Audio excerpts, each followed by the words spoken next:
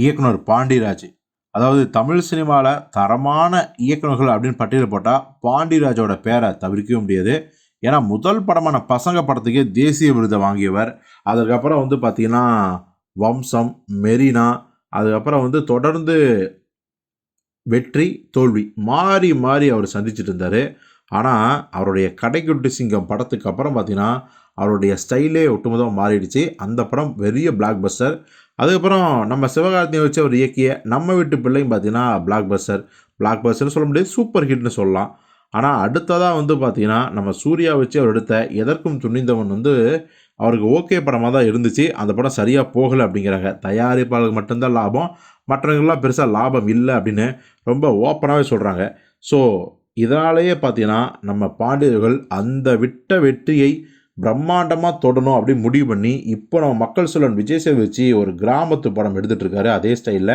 ஆனால் நிச்சயமாக இந்த படம் ஹிட் ஆகணும் அப்படிங்கிறது தான் அவருடைய வந்து ஒரு கொள்கையாகவே இருக்குது. இந்த நேரத்தில் மிக முக்கியமான ஒரு வில்லன் கேரக்டர், அதில் நம்ம மிஸ்கின் சார் நடித்தாதான் பர்ஃபெக்டாக இருக்கும், மிரட்டலாக இருக்கும்னு நினச்ச பாண்டியர்கள் மிஸ்கினை போய் பார்த்துருக்காரு. இந்த படத்தோட கதையையும் அவருடைய கதாபாத்திரத்தையும் ரொம்ப நிதானமாக சொன்னாராம்.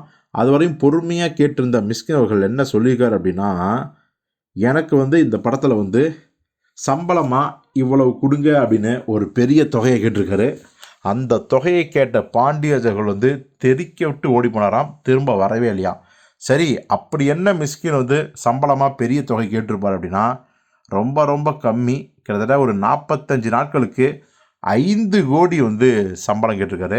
ஸோ இதனால தான் பார்த்தீங்கன்னா பாண்டியர்கள் திரும்பி போனவர் அதுக்கப்புறம் மிஸ்கின் இருக்கும் இடத்தின் பக்கம் திரும்பி கூட பார்க்கல அப்படிங்கிறாங்க. இந்த விஷயத்தை வேற யாரும் சொல்லலை, நம்ம மிஸ்கின் அவர்களே பார்த்தீங்கன்னா ரொம்ப ஓப்பனாக ஜாலியாக சொல்லி பாண்டியராஜா கலாச்சாரு. ஸோ ஒருவேளை மிஸ்கினே நடிக்கிற அளவுக்கு அந்த படத்தில் கதாபாத்திரம் இருக்குது அப்படின்னா மிஸ்கின் இப்போ நடிக்கலை, அந்த கதாபாத்திரத்தில் வேறு யார் நடிப்பாங்க அப்படிங்கிற ஒரு எதிர்பார்ப்பு இப்போ நமக்கு எழத்தான் செஞ்சுருக்கு.